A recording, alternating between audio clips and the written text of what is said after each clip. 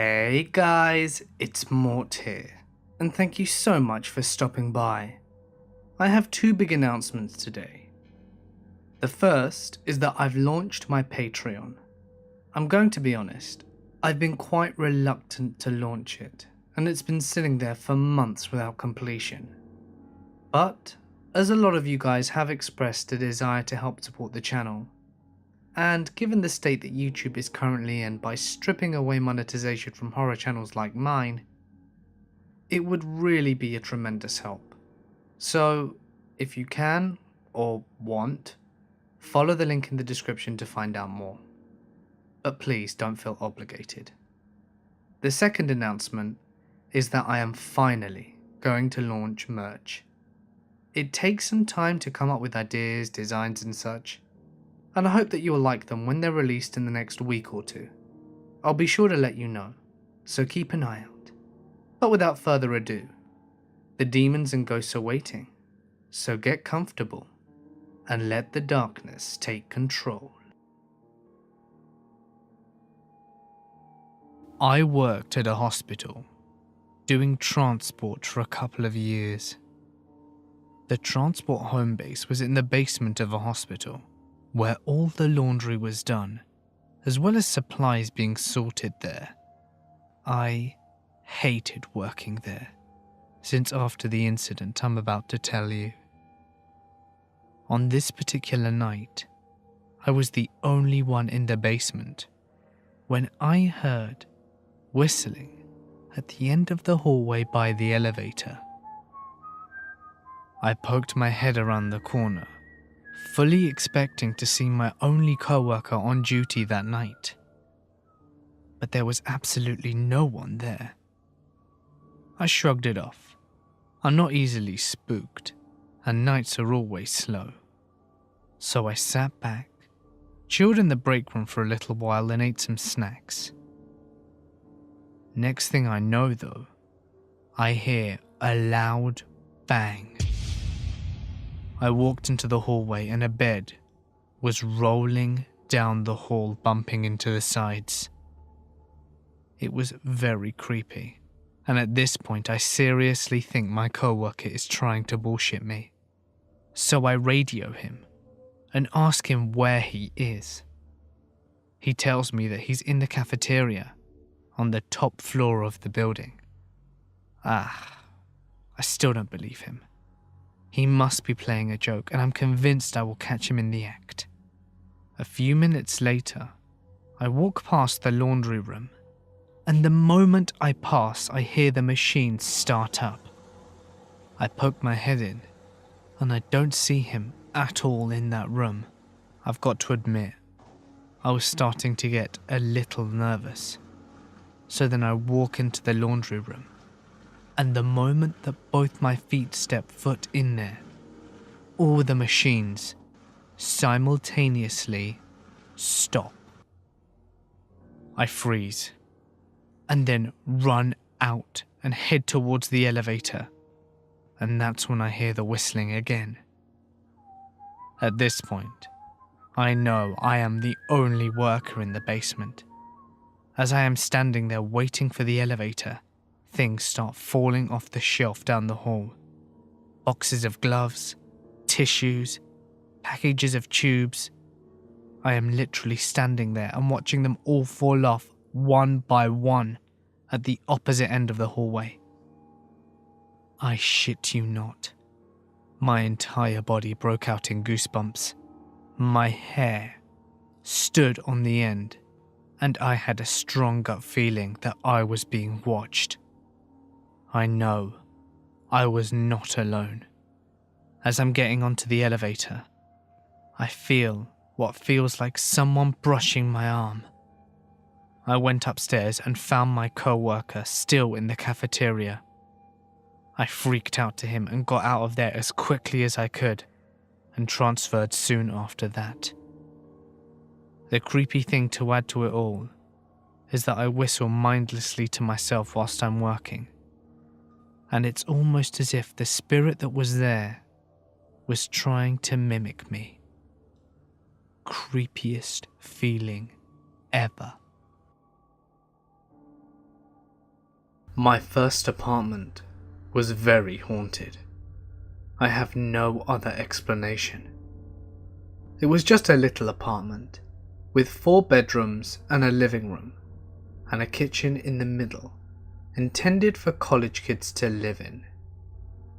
It was a bit off campus and right next to a gigantic cemetery, which probably accounts for all the activity. There were 2 main ghosts, if you want to call them that, that is. We ended up just referring to them as the masculine and the feminine one. The main event that ticked off the activity was one night we were all hanging in our rooms, and most with our doors closed. I remember hearing what sounded like 2 people talking. One voice was light and feminine, and the other was lower and much more masculine. It was coming from the main kitchen area. They had a long conversation from the way it sounded. At first I thought it was a roommate with a girl he may have brought over, but after a while I realized that it wasn't anything like his voice. I creaked open the door, and the moment I did, the talking stopped mid-sentence. Not long after, my roommate came from his door across the hall, as he said that he heard it too, and we just kind of looked at each other for a bit, and decided to go for a walk, because it was very creepy. This event set off a chain reaction of weird shit. Another night, it sounded like something punched the wall as hard as it could in the kitchen after some jumbled speaking. Literally, blah blah bam, and it reverberated around the whole kitchen. It scared the shit out of us, especially because we were about to go to sleep. You would hear talking from another room on occasion, just weird mumbles and the like. Sometimes there would be more than one voice. You would always see shadows moving at the peripheries of your vision. More than once, we saw full-form figures. My friend at the time and roommate moved out after he saw something dark and human-shaped in his Skype window through his webcam, standing in his doorway. This was a short while before I left his room. Once, there was one just standing in a friend's room whilst he was away. I just ignored it and went into my room and locked the door. I think I had some shock going on. You felt like you were being watched quite often, footsteps all the time ranging from soft to hard. One time, it was around 9 o'clock, and I kept hearing someone walking on the grass outside the building back and forth, whilst the window was open. The unmistakable swish-swish of shoes on grass. At first I thought it was another tenant, but after a while, I looked and there was no one there. And yet I could still hear someone walking back and forth along the side of the building. What made it even freakier still was that I was the only one living there at the time, and the units were mostly empty because it was summer. My friend had a baking sheet thrown at him. It flew from the top of the fridge where we kept our pans, right at his head as he was cooking. This did happen after he was trying to communicate with the ghosts, taunting it as it were. It wasn't uncommon to have things like keys, cups, etc. knocked off the counters, or things having moved from their own accord. But the greatest and freakiest experience of all was that the first Christmas that I lived there. I'd gone home for break, and we had all left around the same time. We had locked the place up, and we had left. We turned off all the lights, and locked every door and latched every window. Whilst at home though, there was this video card that I had left up in my apartment. My friend wanted to take a look at it, and we thought we could fix it for him. So we drove the hour-long drive back to my apartment to pick it up. When we got there, the place had the worst feeling I've ever experienced. It just felt like oppression walking into the building. All the lights were on, and my friend's computer was playing a movie. That part freaked me out the most, because he had locked the door to his room and shut his computer down. Not only that, he had this stupid long password that none of us knew. I immediately thought that someone had broken in. I grabbed a knife, and we cleared room to room. I had to jimmy open my friend's room that had the computer playing a movie, but there was no one there. No sign of forced entry. All the windows were locked. Wanting to get the hell out of there as quickly as possible, I chalked it up to just the apartment being weird, and we decided to both use the bathroom and then get the hell out of there with the video card. As I'm looking for the card, my friend just shouts, "Holy shit!" from the bathroom, and comes out pure white, pants still unbuttoned. He said as he was peeing, something whispered in his ear from the shower. He couldn't make out what it was saying, but it was a feminine voice. He never believed me every time I told him this place was haunted. He didn't doubt me after that, and it took him a long time before he ever came back to visit the apartment. Finally, all the weird shit came to a head. It would go through phases, where there would be relatively quiet for a while, and then batshit crazy for about a month. This particular cycle was pretty bad, and my friends and roommates were getting quite bothered by it. He went to the landlady to complain, and maybe to get us out of contract, and she said, and I quote, "Oh, don't worry. We've had a lot of complaints about that in the past, but no one's ever gotten hurt." At the time I was an atheist, but that situation really forced me to change my mind on ghosts and the afterlife. I really felt like at times something was trying to talk to us, and at times something was just trying to troll us. It really messed us all up, especially my friend. He underwent a severe personality change and we don't even talk anymore. And as lame as the TV shows make it out to be, I really got into ghost hunting after this. Especially because I had so many first-hand crazy experiences. I think it's something that we just can't prove yet. Death is something beyond what we can quantify to the best of our abilities.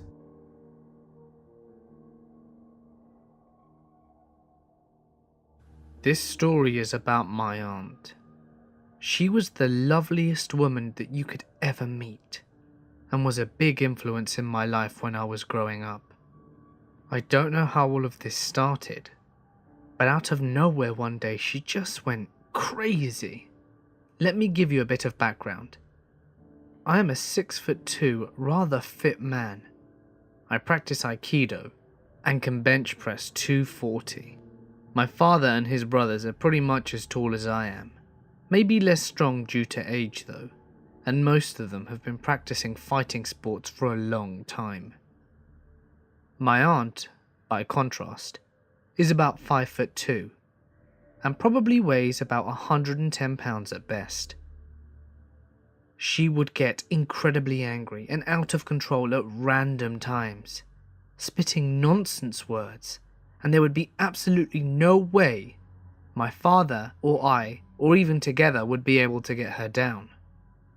It felt like Dragon Ball Z Yamcha trying to get Perfect Cell into a UFC submission. She had about 10 times my strength.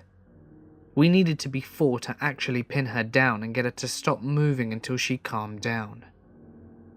This was extremely scary, as she would just switch without warning, which was so out of character for her.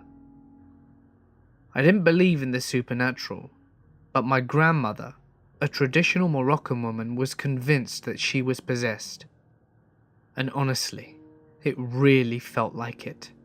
For those of you who don't know, Morocco has a pretty big culture surrounding the supernatural, sorcery, possessions and exorcisms, so most of the elders in the family firmly believe in it.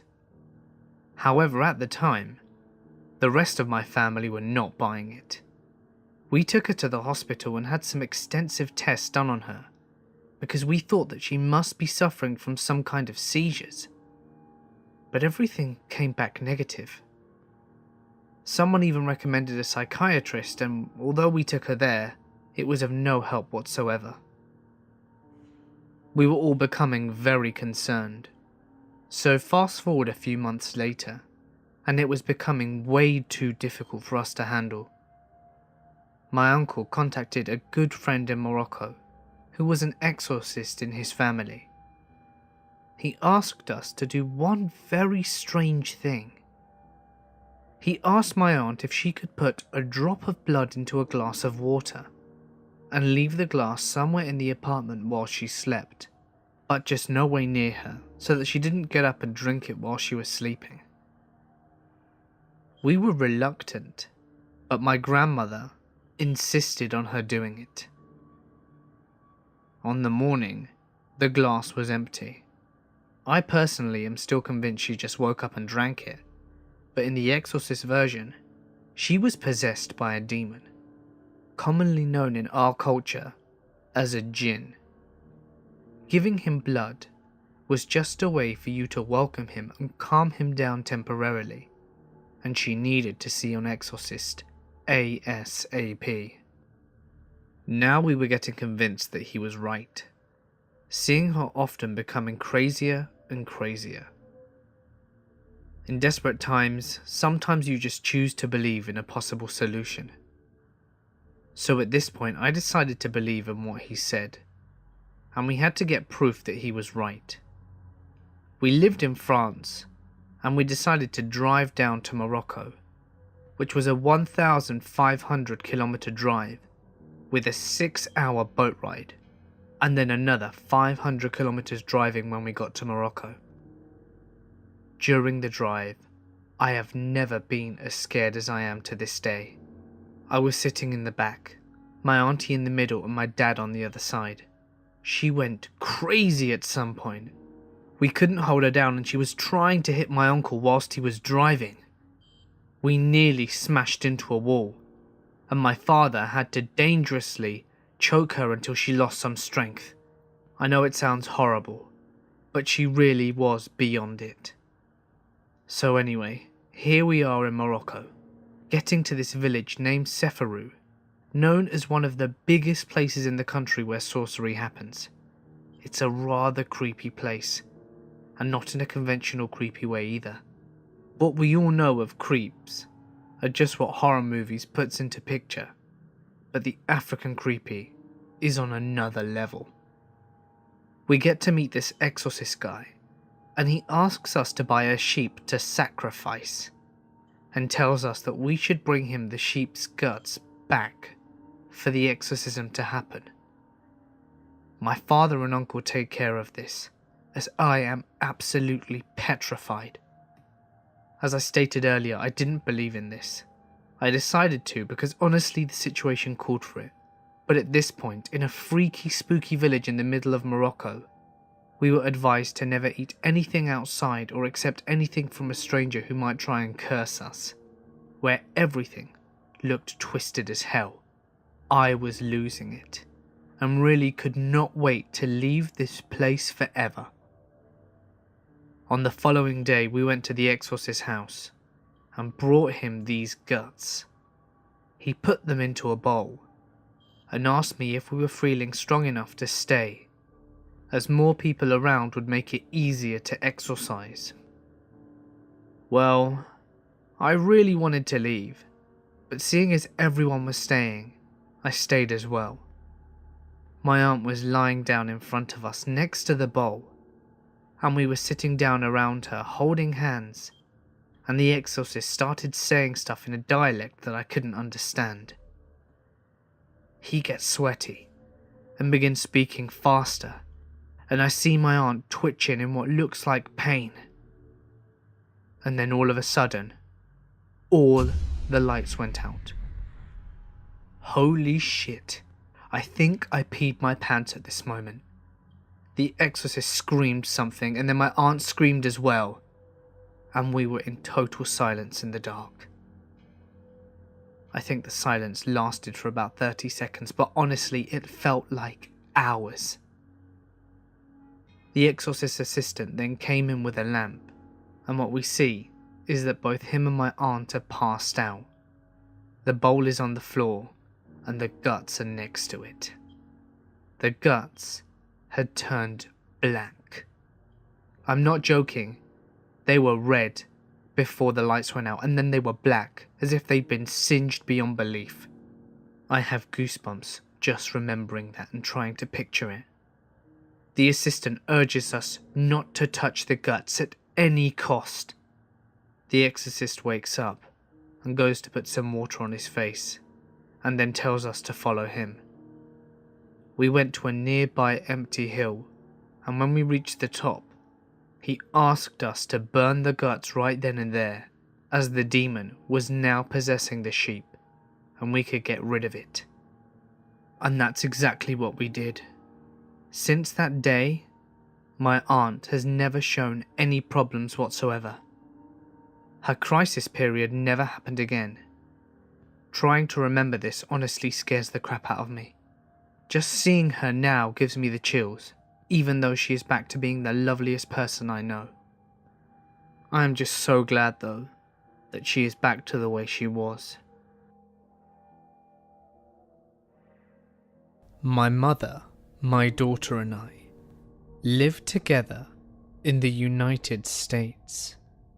It's generally a nice set of apartments here, but like in any neighborhood, there are a few bad seeds, but for the most part, there are just ordinary, hard-working good people. I do have some stories to tell about the upstairs neighbor. That guy was a crazy drug dealer, but this story is about my daughter's experience. During the following events, she was only 3 years old, and my job would require me to work the night shift as an inventory manager. So consequently, my mother would look after my daughter and drop her off at daycare in the morning, as of course, I would barely just be getting home. There would occasionally be rare times where I would finish work early and get to see her more, as well as the days I took off to spend more time with her. It was on a night where I was working that was the genesis of the events that followed. I was in my office when suddenly my cell phone begins to ring.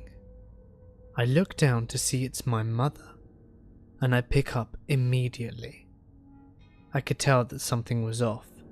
Her voice sounded worried, and she was telling me that she could hear wailing coming from a neighbor's house. And shortly after, there were several cop cars and an ambulance parked outside.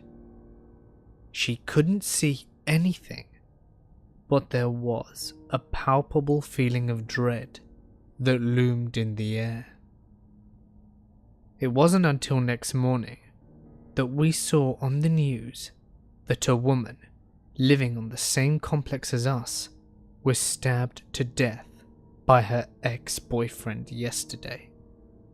As tragic as that was, I had no idea that the incident would affect my family in the way it did. Now, I need to describe the layout of the apartment, as it is important to understand the story. If you look down the hallway from my mother's room, you can see into the kitchen and the open living room, and from there, you can also see into my room.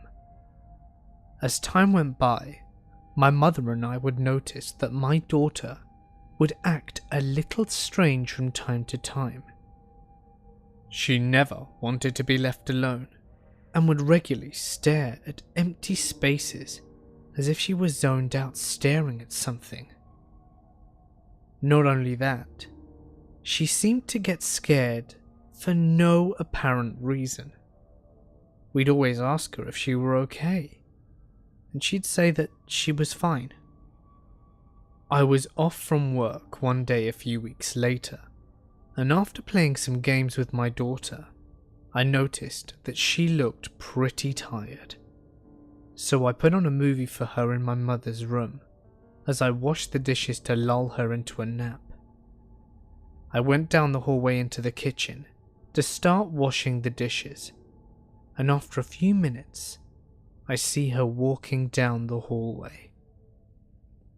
I thought she was going to ask for a snack, but she passed me with her head tilted, as if she were following something into the living room, then into our room. Perplexed, I stopped what I was doing and I walked out of the kitchen into the living room. I called her name softly, but she didn't respond, and stood for a few moments in the front of our room, staring intently at the emptiness. I was getting a little bit concerned.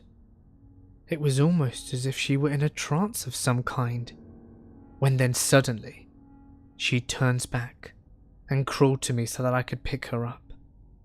I asked her what was wrong and what she was looking at, but she just stared back at me with a scared look on her face, staring into the empty abyss of the room.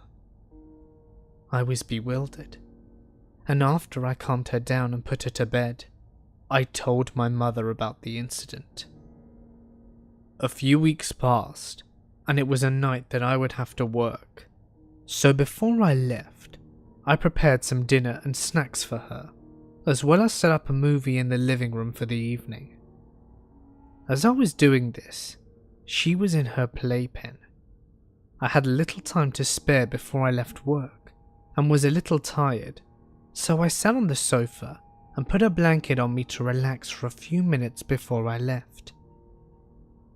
I was just at the point of nodding off when I heard her footsteps from behind me as she called out to me.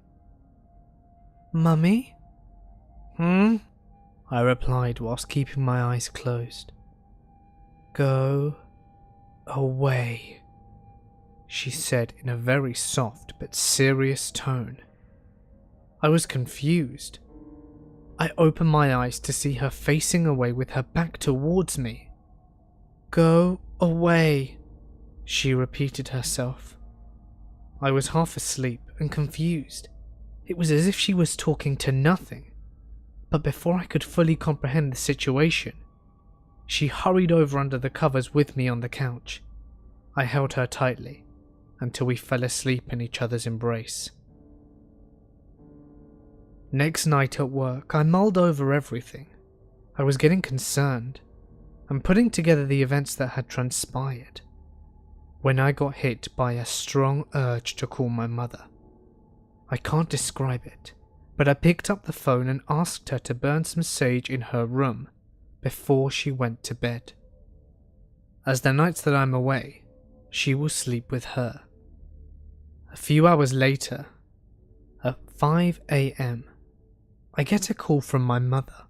She is manic and telling me to get home now. I rush home and see her and my daughter crying outside. I ask them what's going on, and my mother tells me that she is not stepping foot into the house until it's cleansed. She tells me that she forgot to burn the sage, and that night she had a dream that she was walking down the hallway to the kitchen and realized she had no idea why she was going there in the first place. So she turned around to go back to her room, but there was something keeping her from opening the door. She wasn't sure what it was, but it filled her with pure dread and felt her stomach drop as she remembered that my daughter was still in the room. It was at that very moment She woke up because my daughter was screaming bloody murder. I entered the apartment and started burning sage. I stated out loud, "I think I know who you are, and I'm sorry about your death, but my daughter is only 3 years old and you are scaring her. Please, stop. You need to move on." After that, my daughter never acted strange again. I'm convinced that the poor woman who was murdered was clinging onto this world. But I'm not sure why she fixated on my daughter. I hope she found her peace.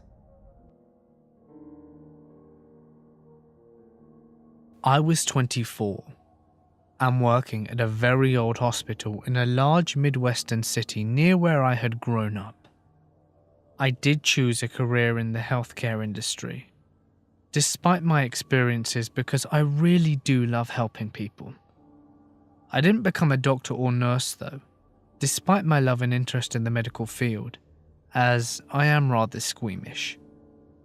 So, 1 month, we had to do a complete inventory and overhaul of medical records. Our hospital was finally getting on board with electronic records, so that meant a shit ton of work to do. We had to sort out records so that they could be destroyed by our contractor, as we couldn't legally do this on site. Records to keep and organize, and getting them ready to put into the electronic system, i.e. type them in manually.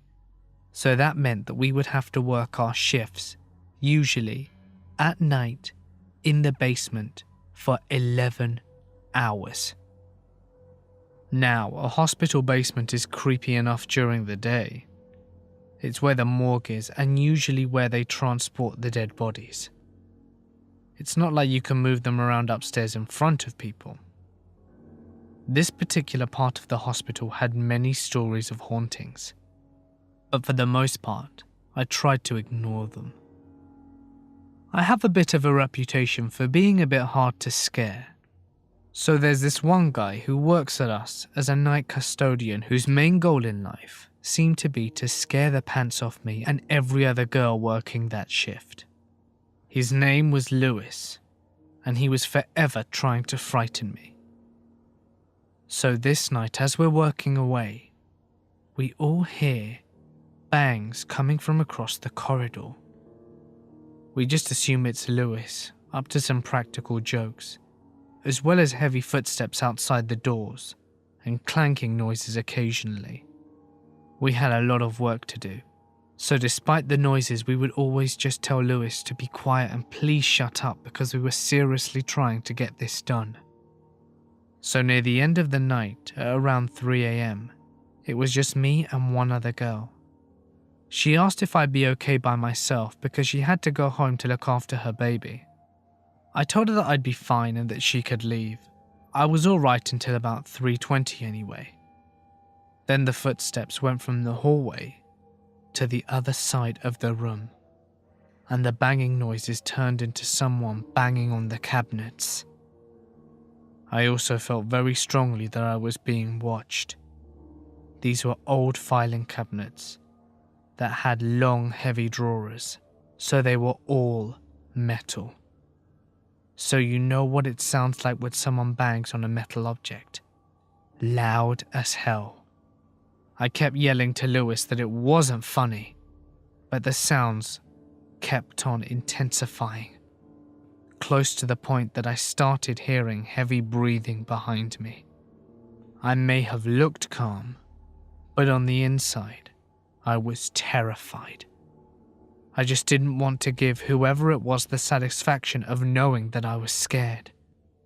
I just tried to ignore it and continued with my work.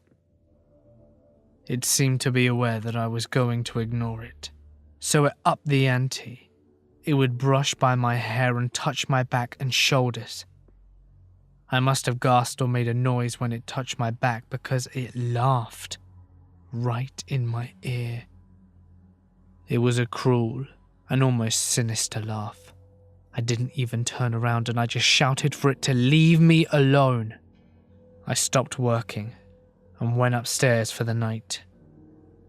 No way I was sticking around there after that.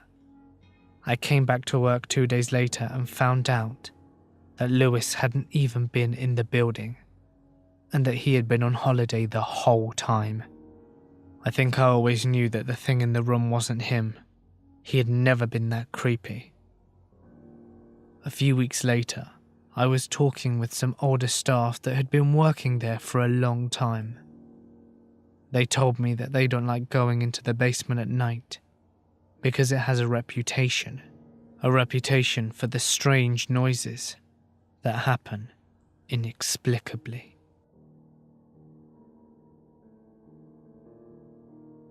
I was around 17 on a solo trip to London. Late one night, I was meeting a friend at Finsbury Park tube station when some kids started harassing me. I walked out of the tube and made a right onto Seven Sisters Road, then another right, hoping to go around another tube entrance where I could call my friend to avoid these teenagers. As I was walking down Forth Hill Road, I passed a guy who was really tall and blonde. He was incredibly pale, wearing a long black Victorian-style duster coat, with the collar pulled up over the lower half of his face. I thought it was strange, but kept walking, thinking it was some goth guy who had come out of the Sir George Robey or something. When I turned right again onto Goodwin Street, I realised his footsteps weren't receding, but keeping pace with my own. I turned around and noticed that the guy had come around the corner and was about a quarter of a block behind me, so I kept walking until I realised that the street ended with a dead end. Shit. So I mustered my courage to fight off this creep and turn around and go back the way I came. And the guy is gone. I look around and there's no doorways, no alleys, nowhere that I could see that he might have gone. I go back down to Fonthill Hill Road and I look up and down the street. Nothing. He's just vanished into thin air. I pulled my coat closer, ran back to the tube and hustled myself back to my hostel. When I later told my friend about the night, he teased me that it must have been Spring-Heeled Jack, and I'm not so sure that it wasn't. My family used to own and run a real estate office. My grandfather owned it and was the boss, and my mother managed the rent roll and the clients. I worked there on weekends as a teenager. We worked in a very multicultural area, which I always loved, and there was always a reasonable Maori Islander community there, and a lot of whom were very religious. In one particular property we managed, there was this one family who had 2 sons. One of them played football with my younger brother, and the other is the subject of this incident. So this kid was 11, I think, and according to the family, was beginning to act strangely. He would have violent outbursts and say terrible, terrible things.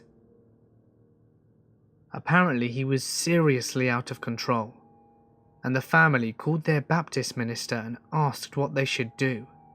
Was there even anything that they could do? The minister told them that he was free one evening later that week, and that he would bring the things needed for a baptism.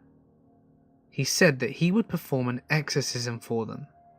As a good spiritual leader, good religious people, and a baptism could oust an evil spirit. The evening arrived, and the minister got all set up. He got into this deep tub that they all filled with water for the baptism. He chose some passages from the Bible that would help with the exorcism, and got the whole family together around to support and pray. Now, Islander families tend to be large. There were aunts, uncles, cousins, and grandparents. Everyone was there and willing to help this child. The parents are instructed to bring out the kid, so the father goes to get him. But the kid was an absolute catastrophe. He was described as being like the Tasmanian devil from the cartoons, just all over the place. His dad put the boy over his shoulders and brought him down to where everyone was standing. The kid fighting every step, but with his father being an absolutely enormous man, he didn't stand a chance. The minister said for everyone to gather around and put their hands on the child and pray for him. The father held him in the middle of the family group, and everyone reached out their hands to touch the boy who was thrashing around like a wild thing. What I heard was that it seemed like the boy was totally out of control. Time comes for the minister to say whatever he said, and then for them to get him into the tub for the baptism, which was supposed to expel the demon they figured was possessing him. The father and uncle or something were the ones who got him in the tub, and the family stood around praying their hearts out. But the boy tried to escape the second his body hit the water. He put up a crazy fight, and more family members came in to get him into the water. Finally, they got him in, and were able to hold him there, and hold him, and hold him, and hold him. They didn't mean to do it, but they drowned him. He was an 11-year-old boy on the cusp of puberty.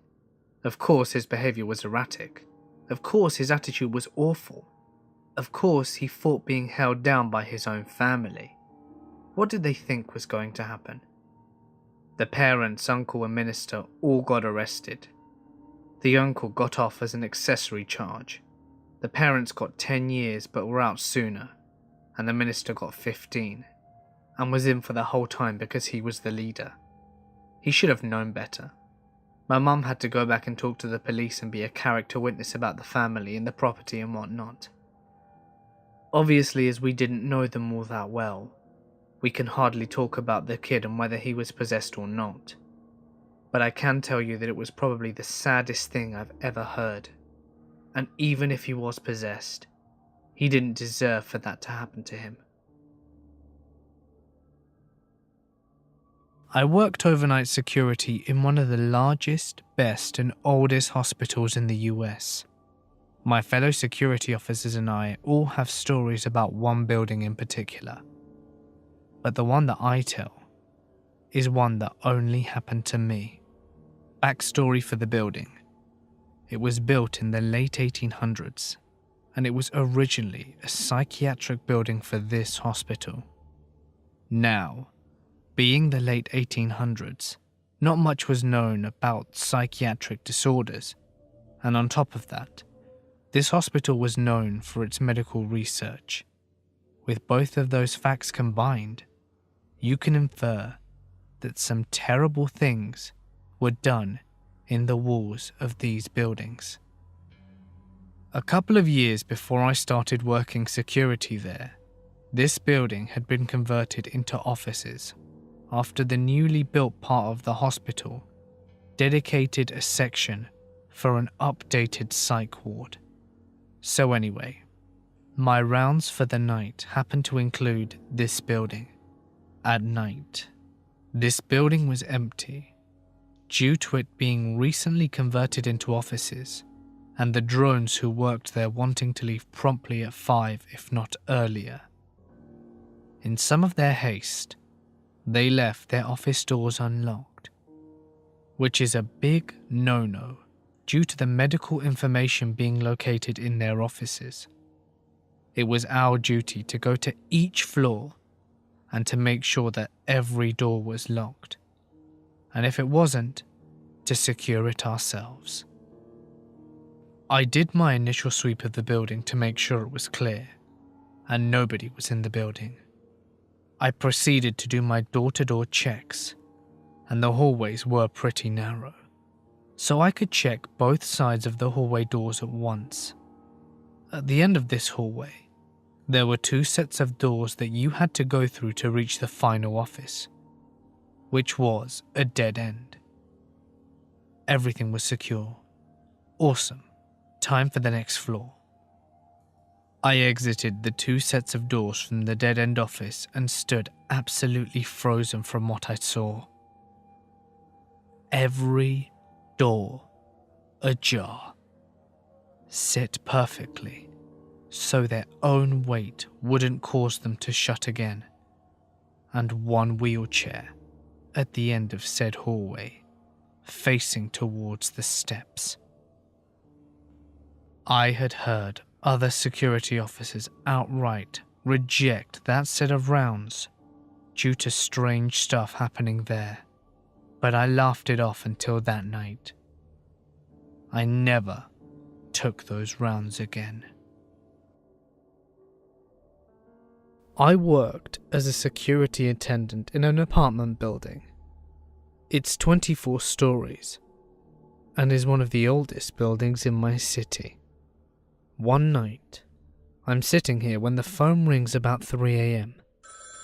I answer. "Hello, this is D'Artagnan at the front desk. How can I help you?" The voice on the other end sounds female, but was totally garbled, and the only bit that I could make out was 23rd floor.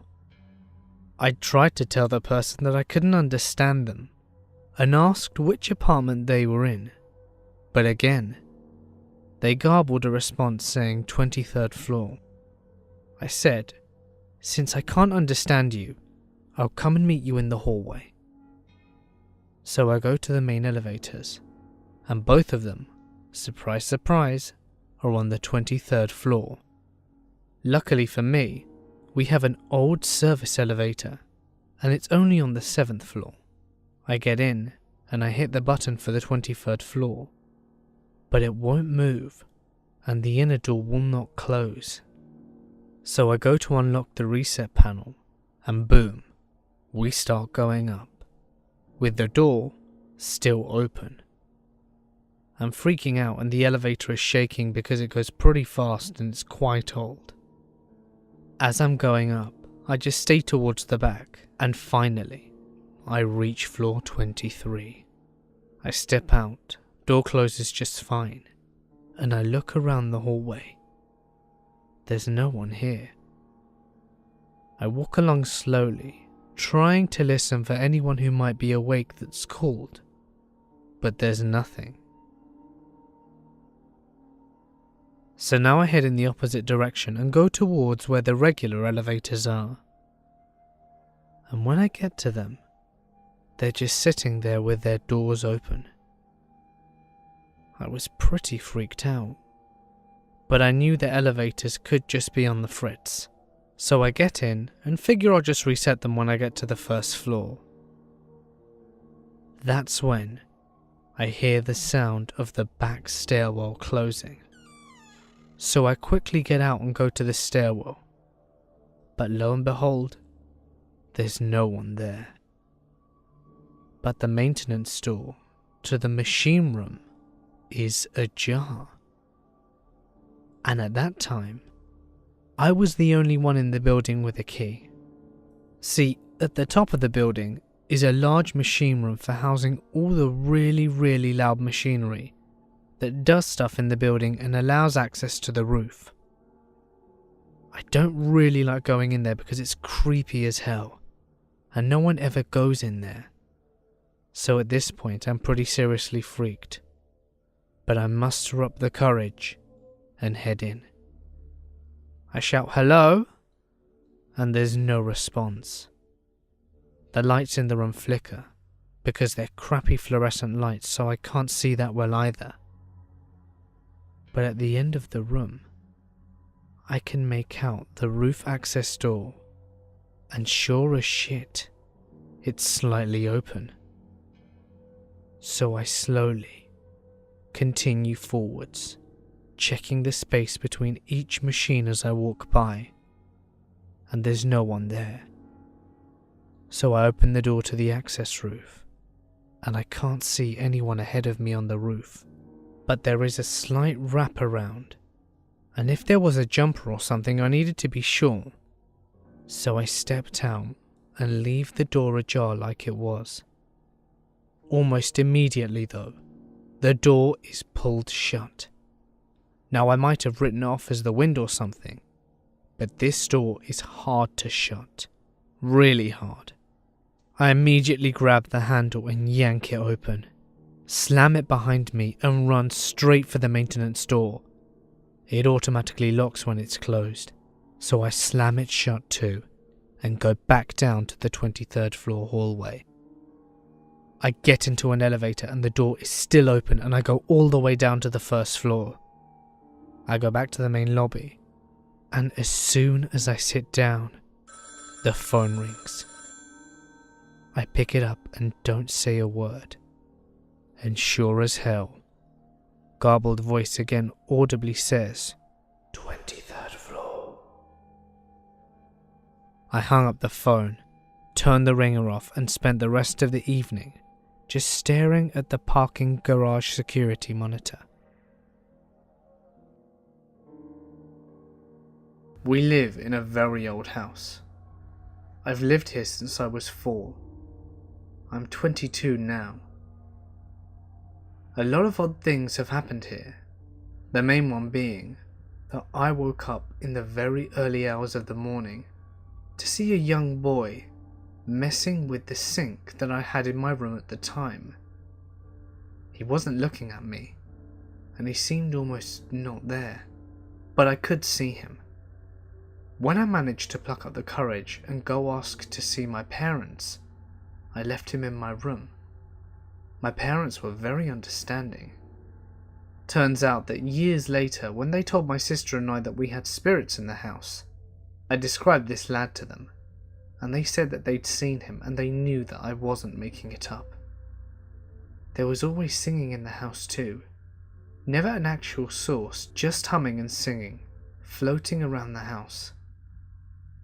My sister and mother would always have things go missing, but they'd always turn up in the attic, or a room that we frequently used.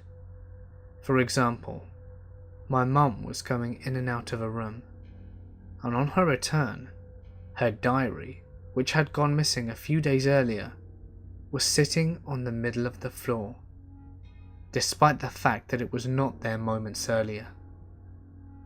A lot of these I was too young to understand, but when my parents sat us down and told us everything, it scared the shit out of me for a good while. We still have random unexplained things that happen to us, but we talk about it and just wonder who or what it might be. I've never known what to make of this. The high school I went to was a very religious private school. In the senior year, it was a tradition for the entire senior class to go on a religious retreat up into this remote resort in the mountains with a few of the teachers. The point of the retreat was to grow closer to each other and to also find God and perhaps experience spirituality. But in any case, they took our phones and forbade us from using any form of internet or communication with the outside world. Then they would make us go through a series of soul-bearing exercises and speeches and whatnot. Honestly, pretty cheesy stuff, not that exciting. On the 3rd day of the retreat, however, the entire grade is in the main hall doing an hour of silent prayer that was pretty much like meditation, but we were supposed to be communicating with God. All of a sudden, there's a huge crash, and everyone looks over to see a girl toppled over on the floor. As everyone stares, she starts writhing around on the ground and screaming, but not screaming like pain. The voice that she was screaming was a really strange, deep voice, and didn't sound like her at all. Someone yelled, "She's seizing!" I remember that because there was a girl in our class who was known to have epileptic seizures, and she would do it in assembly pretty frequently. But it wasn't the same girl. Then she stood up and started yelling in tongues. Her eyes were rolled up and her head kept twitching back and forth. She started to run around the room, yelling in an unintelligible gibberish language. And every now and then she would run at the cross in the middle of the room and then run back screaming and crying. At first, I honestly thought it was a dumb high school prank to freak everyone out. But if it was that, she took it way too far. The teachers tried to calm her down, but she just kept screaming in this weird language. She started pulling out some of her hair, and one of the teachers had to call an ambulance, but we knew that it would take them hours to arrive to get to this remote retreat. Another teacher tried to take her by the shoulders, and she dug her nails into his arms really hard and just kept screaming. It took several more minutes to calm her down. The teachers actually evacuated us from the room, and then she just went quiet. They took that girl away that night, though I don't know how or where they were kept because we were in the cafeteria after all of that. She never came back to school after the retreat was over. I wasn't friends with her friends, so I don't know if they knew what really happened. She was probably expelled for what happened, but maybe not. If it was a prank, it went on for way too long, but it was damn convincing if it was. She didn't seem like the kind of girl who would ever be up for anything like that, which is what strikes me as well.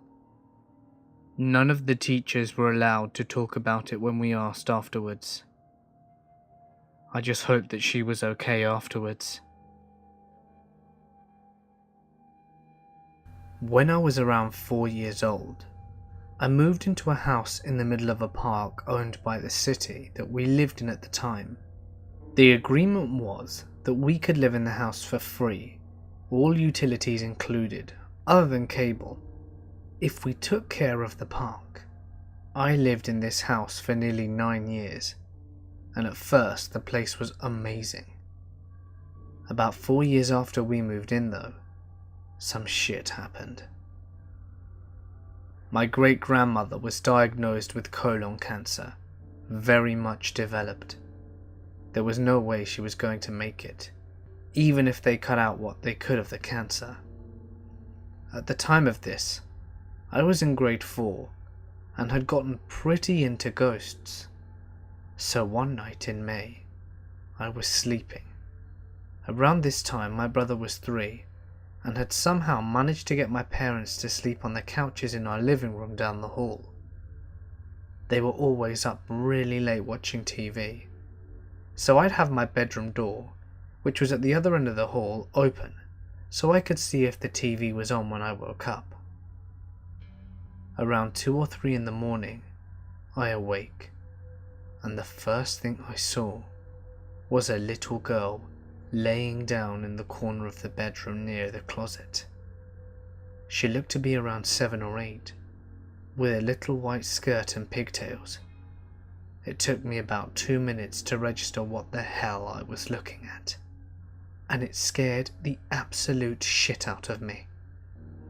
I jumped out of my bed and ran down the hall to tell my parents, and just as I got to the door, she vanished. So I went and told my parents, and they told me that I was dreaming and to go back to bed. I did. I fell asleep pretty quickly, but woke up not 20 minutes later, and when I looked at the door, there she was again.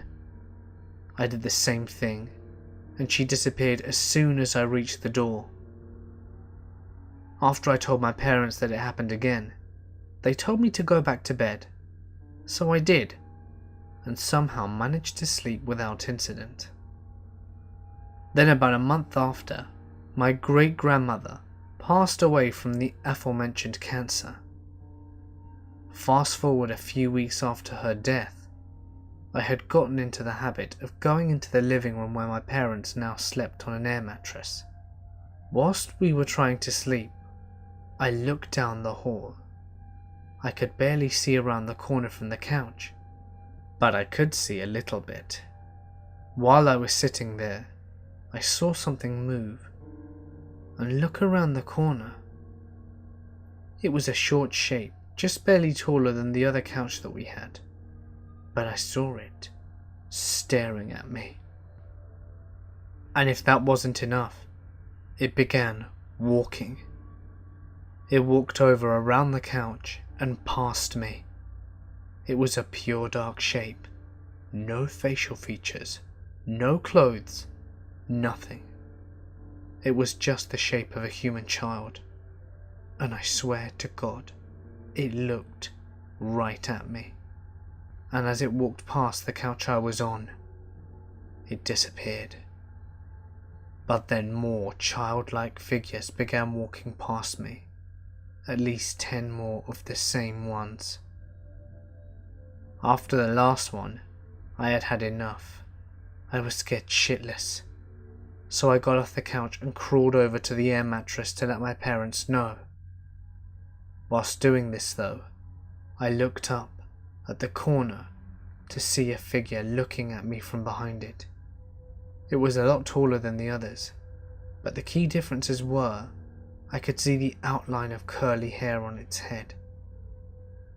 I could feel whatever it was staring right into me.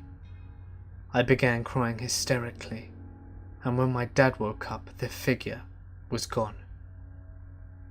I didn't sleep for the rest of the night. Since the next day was Saturday, I was able to contemplate the figures that I'd seen. The last figure with curly hair actually began to seem familiar, and then I put it together. The figure I had seen was that of my great-grandmother. It looked exactly like her, from the short, stocky build to the curly hair. And as for the kids, it took me a bit longer. If you want to learn about the park is Merkley Park.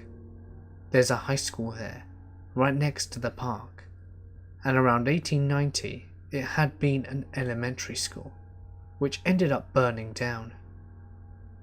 A few kids did die in the fire, and that's where I realised where the figures came from.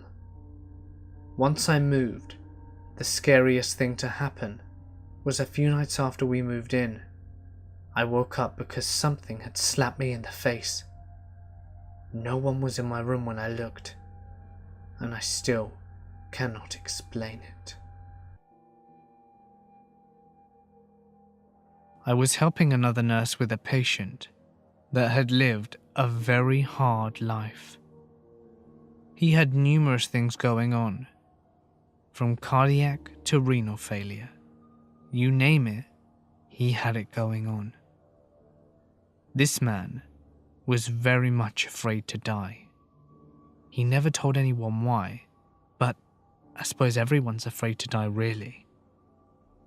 Every time his heart monitor beeped, he would just go into a raging scream. "Don't let me die! Don't let me die!" He clearly wasn't ready to go. At 2 a.m, his cardiac monitor starts alarming VTAC. We both rush into the room, and I am pulling the crash cart behind me.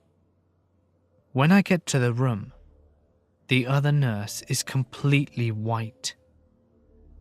This man was sitting about 2 inches above the bed and was laughing.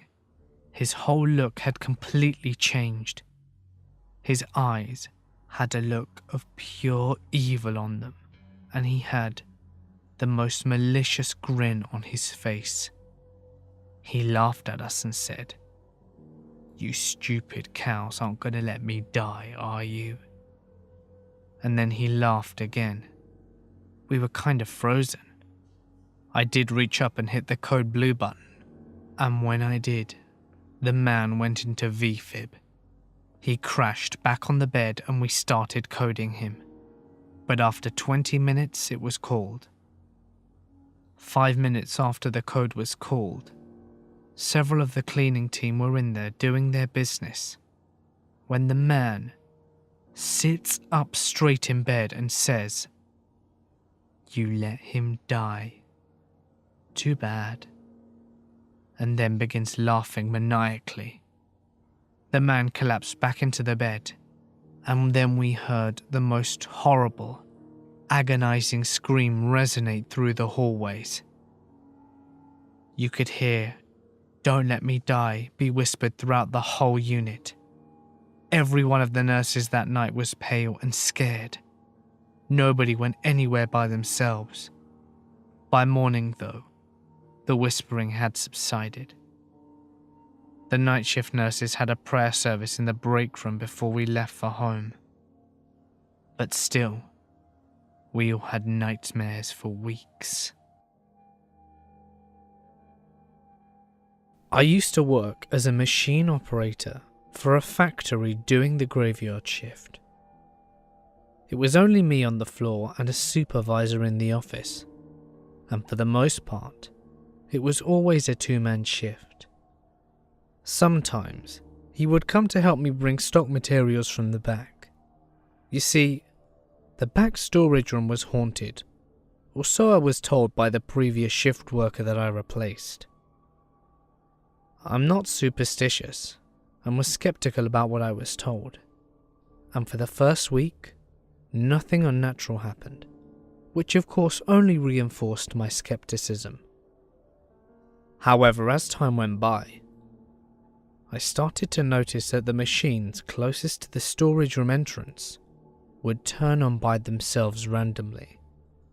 Not to mention that I started to hear people talking in the back storage room whilst I was passing. As I mentioned, it was only me and my supervisor on that shift, and when I or we would go to investigate after hearing, we would find everything dark and silent. The time that crowns all instances, though, happened a few months later. My supervisor had just finished helping me with a task, and he told me that he would be in the office if I needed him. I'm carrying on with my work when about 20 minutes later, I hear a colossal crashing noise from the back storage room. It scared the shit out of me. At first, I assumed that it must have been him in the back room and that he crashed the forklift into the wall. But when I went to call him, he was already walking towards me and demanded to know what the noise was, because he was in his office at the time and assumed it was me. I told him that I had been in there the whole time, and that I thought it had been him who had made the noise. We were both visibly shaken, and mutually agreed to check it out.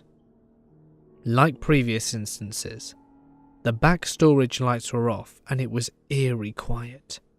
We turned the lights on, and then we saw barrels toppled over and a broken crate with stock materials all over the ground. These crates are on shelves about 5 feet off the ground, and the barrels are completely full and very difficult to move. We cleaned it up, and he used a forklift to put the replacement crate with the materials back on the shelf. In the time it took us to fix up the mess, it was lunch break. He went out to get food, and I was alone operating the machines again in this big factory the size of 2 football fields. I wasn't troubled or scared knowing that he would be back in about half an hour, but as the minutes ticked by, I kept hearing something. It sounded like a woman whispering, and it was coming directly from the dark back room. I tried putting it off, and thinking that it was in my head. And then I heard something. It sounded like a barrel had fallen down again by itself. I need to clarify. These barrels are very, very heavy, and they cannot fall down independently without a great deal of force pushing them. When I went to investigate, I saw a barrel in the middle of the room, and I booked it out of there. When he got back, he asked me what I was doing outside, and I told him that I kept hearing some strange whispering from the dark room, and when I went to investigate, I found a barrel had managed to roll itself to the middle of the room, and that it had utterly terrified me. He didn't believe me and thought that I was playing a practical joke on him. But the security camera, however, verified that the barrel just rolled out by itself from the dark storage area, which defies explanation. You can also clearly see me coming into view to check out where the barrel came from, and hurried back after turning off the machines. This prompted management to abolish the graveyard shift, and I quit shortly after.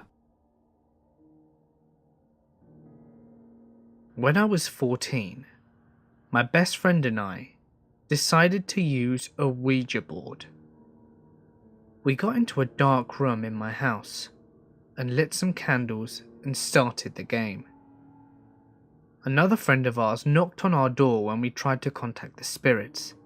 We let her in and resumed. This third person kept mocking us as we tried to get the supernatural messages, when all of a sudden, she passed out. We thought she was joking, but then she opened her eyes and began speaking in a voice that wasn't her own. It was very deep and guttural and damn scary. But we still thought that she could just be playing with us. She then laughed, a really horrible laugh, and started to say things that had happened to me. Things that I had never told anyone before, and she did the same for my best friend. The candle started to flicker, and she began speaking gibberish. I couldn't even understand what was coming out of her mouth. We were absolutely terrified. This started off as a simple joke game, I thought, and then it got seriously out of hand. My friend then ran over to my neighbour's house. She was a very devout woman, and then she ran over to see our friend. She gasped and told us to bring her to her house. We grabbed onto her arm, and she fought us the whole way there, starting to scratch us and trying to get undressed. It was seriously freaking us out. When we got there, our neighbour locked herself in a room with the girl and told us to wait outside. I don't know what happened, but after a couple of hours, our friend and neighbour came out. She was very tired and didn't remember anything from the point that we were playing with the board.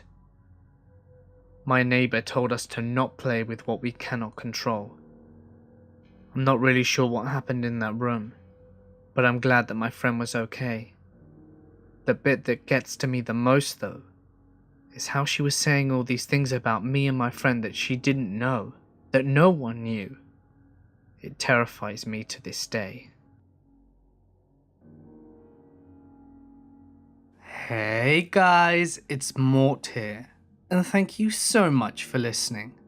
I would just like to say thank you to everyone who assisted with sending me designs and ideas for the merch. They are all very much appreciated. And to everyone who's supporting me on Patreon, thank you guys. It means the world to me. If you enjoyed today's video, please be sure to smash that like button and subscribe, as you won't want to miss what I have in store for you next, which incidentally, you can help decide on from now on if you become a patron. Also, what do you guys think of the new YouTube? I'm still making my mind up, but I am a bit upset that they're investing their time and energy in rebranding themselves arbitrarily, instead of fixing the monetization issues, as it affects so many of us. But anyway, you can't win them all, I suppose. Remember that you can submit your scary or paranormal story to my new official Reddit page, or send it over to my email, both of which can be found in the description. And feel free to follow me on Instagram and Twitter @TheMortisMedia for sneak peeks into what goes on behind the scenes. But anyway, for now guys, I'm going to sign off. Stay awesome, and I'll see you in the next one.